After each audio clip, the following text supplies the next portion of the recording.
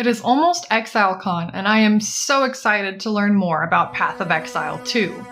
We have so far seen vast improvements in animation, mechanics, skills, and boss fights.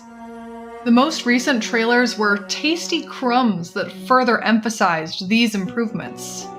What was noticeably lacking from these recent trailers was lore context. With each being about a minute long, they are flashes of potential and excitement, but what are we seeing? What do we know so far about our journey and story in Path of Exile 2, and what do these new trailers add? The first two trailers we have gotten for Path of Exile 2 establish the location and circumstance of the first act, and probably the second, although that's not technically confirmed. We will be starting the campaign in Ezimir, very likely on the Isle of Scoth. You might notice that Ezimir is a location we did not visit in PoE 1, and that is a running theme through these trailers. The second trailer takes place in the Vasteri Plains, the large area north and east of Highgate.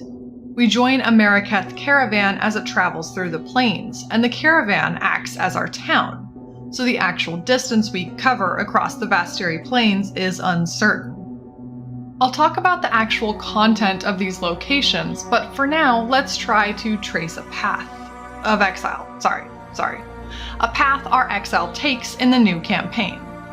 It looks like the teaser called Agarat takes us to a Vaal location, and it looks like statues of Vasteri herself are here. Sarn, the capital of the Eternal Empire, was built upon the bones of Vasteri's city, but this is likely another outpost of the Vaal, one dedicated to Vasteri but not in Sarn itself. If we are coming from the Vasteri Plains, the Vaal had cities all across Rayclast, centered around Sarn, so that makes sense geographically. The trailer called Namakanui tells us exactly where it's going to take place, the island of Namakanui off the Karui archipelago. Now, the careful observer will zoom into this map and see, that is in fact an island. How could we possibly get to this island? Could it be on a boat? Ideally, this boat ride will not play out like the end of Act 10, where we fall asleep for a year and wake up after the boat ride on the archipelago, not Namakanui. I hope for all our sakes that we get to experience a boat ride. Either way, we are entering a karui town where our exile had expected guards. We were possibly traveling here to meet up with a person or group. We now have an idea of the regions of locations featured in the trailers. Not only are they all new locations, except potentially the Agarat Vaal area, they show a much larger scope of travel than in PoE 1. With the starting point being Ezimir, we could be traveling to either Namakanui or the Vasteri Plains first. But either way, we are making a path that sweeps around the whole continent. With this distance traveled, it's entirely possible we will visit other locations that have been named but not visited. Places like Trarthus or Stridevolf. While the trailers have made the locations relatively easy to pin down, I think GGG has been giving even more clues and reinforcement to the locations we will travel and lore we will uncover through League content, most prolifically with Heist. So let's trace our journey once more, going over the current in-game items that may shine light on the actual story. In Ezimir, we can presume we are on the Isle of Scoth, as Grigor tells us that only the Isles of Scoth were spared from the Cataclysm. Once a backwater of my proud civilization, now all that remains of the Ezimites. In Heist, one of the people requesting contract items is named Count Gianor, a man from Ezimir who is looking for items that belong to his family and his home, a place called Ogham. He is searching for the crest of Ezimir that will prove Gianor's claim to his fiefdom. 20 years later, the beginning of PoE 2 has us being tried and almost hanged by an Ezimite man, sitting high up above the crowd of onlookers. While it is not stated explicitly in the trailer that this is Count Gianor, watching over original Exilecon footage shows it almost certainly is. In town, we have quests about the Iron Count, and we travel to Ogham Village to find this Count. This Iron Count has to be Count Geonor. The Hooded One tells us Count Geonor has the Seed of Corruption, the chase item throughout our journey, what we see next to the Count during character selection. While I couldn't find much else about the Count, this very clear one-to-one of items and characters in-game, setting up info for PoE 2, means we can extrapolate other hints that are less obvious from PoE 1 items about PoE 2. We meet the Hooded One in Esamir, and he seems to be our Sin for PoE 2, a companion that guides us. I don't think he's a god we've heard of, but he calls us mortal, so he is somewhere in between god and man. While the Hooded One is clearly important, he hasn't been featured in any promotional material since Exilecon. We see him in gameplay only. While I don't have any ideas of who or what he is, his presence is noted by others in gameplay, like the main town NPC of the second trailer, which takes place in the plains of Vasteri. Heist also revealed a lot about our trip to the plains of Vasteri. Nanette is the first faradon we meet, confirming that there are more Mariketh rejects like Tasuni, but that they have banded together to form the faradon. The gameplay reveal tells us that we are traveling with a Mariketh caravan after a group of faradon who are now in possession of the Seed of Corruption. We get hints from Nanette and Tasuni that the faradon are sensitive to or inclined towards corruption. Both of them are able to sense our ties to corruption through Sin and the Delirium Voice. These interactions foreshadow the faradon clan's decision to take the Seed of Corruption.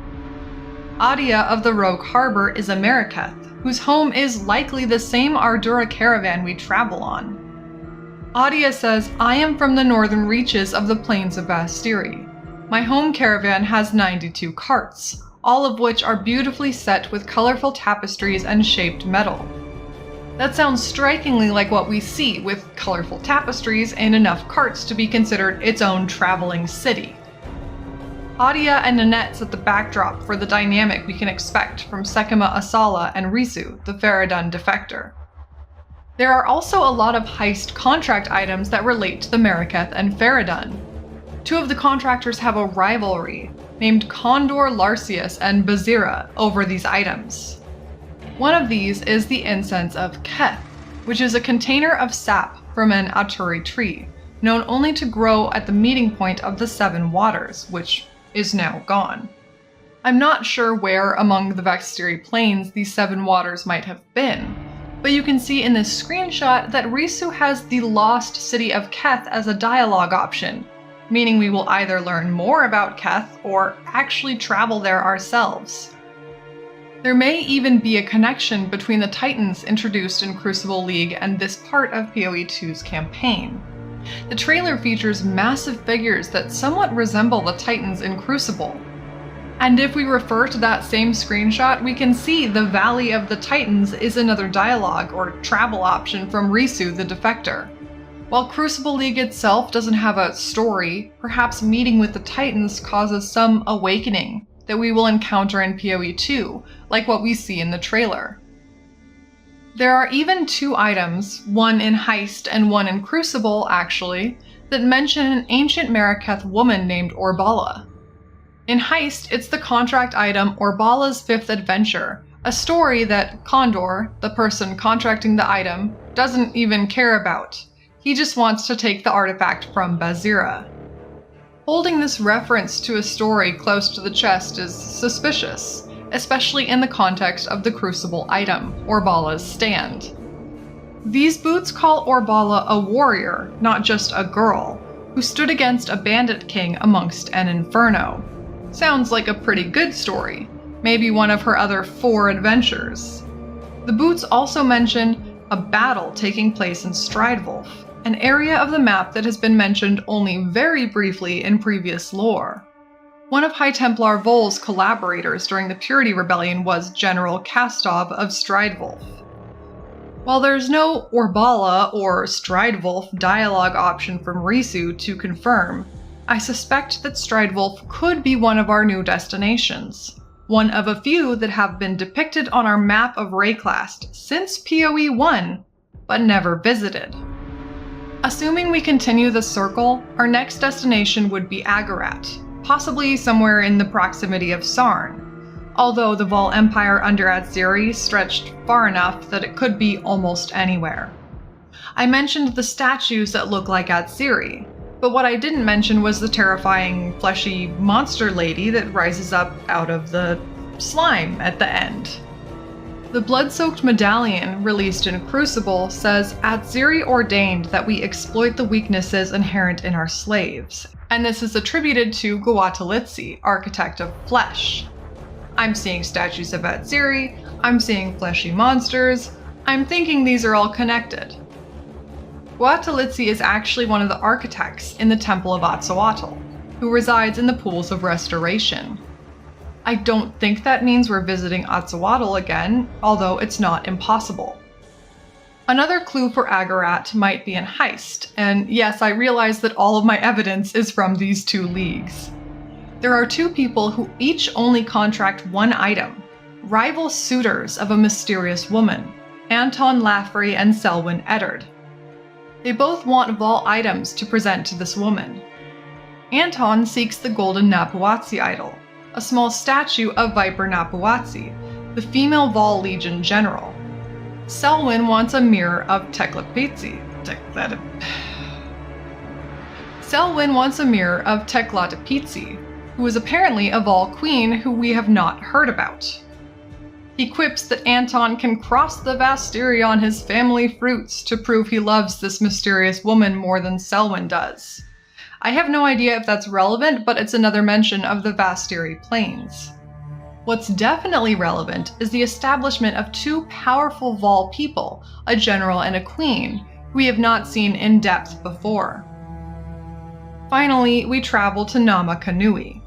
Namakanui is the new location we have heard about the most before this point. It is the birthplace of the playable Marauder and of Marimoa in Sarn. While there are other places on the Karui archipelago, including wherever we end up on the Karui shores in PoE 1's epilogue, Namakanui is the most discussed. It is where Kaum, Hiri, and many other historic Karui came from.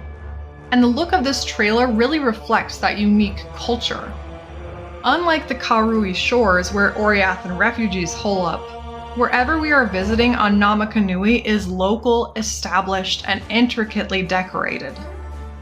I have some thoughts about who might be the prevailing god here, based on the decorations. I can confirm with some sadness that none of the decorations or symbols match that of Hinakora, goddess of the underworld. However, I would say the swirls and faces most resemble items related to Namahu, go figure, of Karui items we've seen.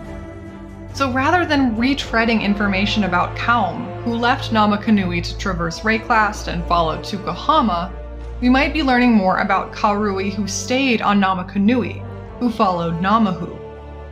Besides the possible link to Namahu, I couldn't find any items that told me what we might be doing here, or more importantly, based on our character asking, where are the guards, who we might have intended to visit here. So far, what can we make of the story, besides that we are chasing down this seed of corruption? We don't know why we are starting the campaign in Ezimir. There are themes of past heroes, past adventures, players in a part of history we have heard whispers of but not deeply explored. And one thing across a couple items, the Urn of the Original Ashes sought by Count Geonor and the Arbala's Stand Boots, is the mention of the Great Fire. This is a historic event we have seen mentioned multiple times, but we don't know details of. It's connected to the Winter of the World, it's connected to the First Ones, the primeval Vaal and the Lightless, before there were even gods. What we know about the Great Fire in the Winter of the World so far is that three sisters, presumably Solaris, Lunaris, and Viridi, the first three gods, ended the Winter of the World, driving the Lightless underground and bringing light and mortal life as we know it to the world and Rayclast. This connection is solidified by heist items, the seal of Solarai and Lundara, two Maraketh goddesses that are one and the same with Solaris and Lunaris, either at the same or different times in their life. And the Crimson Scribe seeking these seals wants to connect Solaris and Lunaris to the true history of the Winter of the World, emphasizing that the story of this Winter of the World is not yet known in full. There is more to unearth. We know that cataclysms have been followed by harsh winters, but this Winter of the World is in the distant past. It was preceded by a great fire, the same fire discussed in relation to the first ones, the gods of the Ezamites, on their unique armor sets.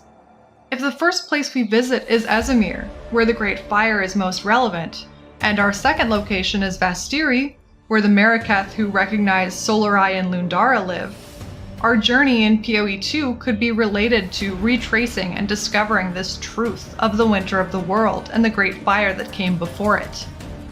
Remember, Adia's quest for us is about retrieving Solarai's spear, a weapon that her sister stole specifically from their home caravan, which is almost certainly the same Ardura caravan we join in PoE 2. Our next destinations may detail the aftermath of the Winter of the World, presumably with the world being on fire and then frozen, with the Lightless going underground and modern mankind starting as we know it. There's a bit of history to explore. If this is the case, what does the Seed of Corruption have to do with the Winter of the World? Is there anything to the idea that Viridi, the goddess of Earth who was trapped within the Earth by her sisters, has a connection to harvest where you plant seeds and juice the plants up with corruption? Could Viridi be related to the Seed of Corruption? If Viridi helped to end the Winter of the World, then disappeared, does the Seed of Corruption have something to do with her disappearance? Is the seed a result of her being trapped, or the reason Solaris and Lunaris trapped her?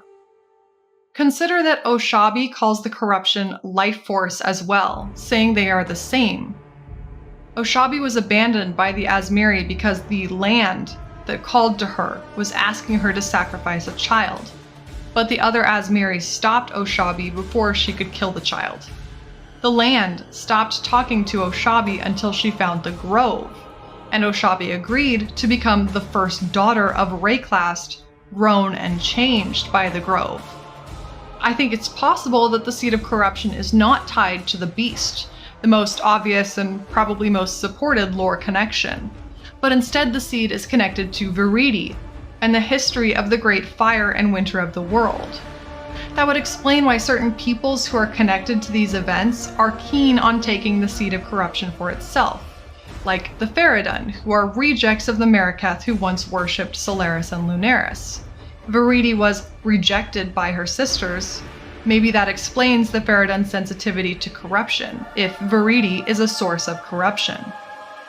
It might also explain why our new companion, the Hooded One, is a spirit who has been specifically tied to a tree that binds his soul, a tree with ancient magics protecting its roots, and once he is freed, he wants to find the Seed of Corruption, possibly lost because of his mistakes.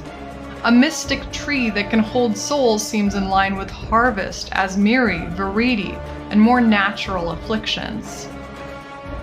Tracing our path, we could be going south to wherever Innocence went after Kitava's defeat. And the way Innocence describes it perfectly fits with a place connected to the Great Fire and Winter of the World. Innocence says, "I will remain in the furthest south, in a place of ice and ash, of blistering seas and abysmal storms." Where this place is on the map, I can't say. I think it's almost certain we will visit wherever Innocence has described, whether that is on Rayclast or another continent entirely. But that phrasing and the evidence so far makes me pretty confident that we will be learning more about the history of the Great Fire, the Winter of the World, and the true origins of this Seed of Corruption. Thank you so much for watching. It's your boy Noodle. Speaking of Exilecon, I will be going to Exilecon. I hope to see some of you extremely sane exiles there. This video may be proven completely wrong after what we learned, but it's always fun to speculate. What do you think the Seed of Corruption is? Leave a comment below. I'm so excited to learn more, but until then, stay sane, Exile.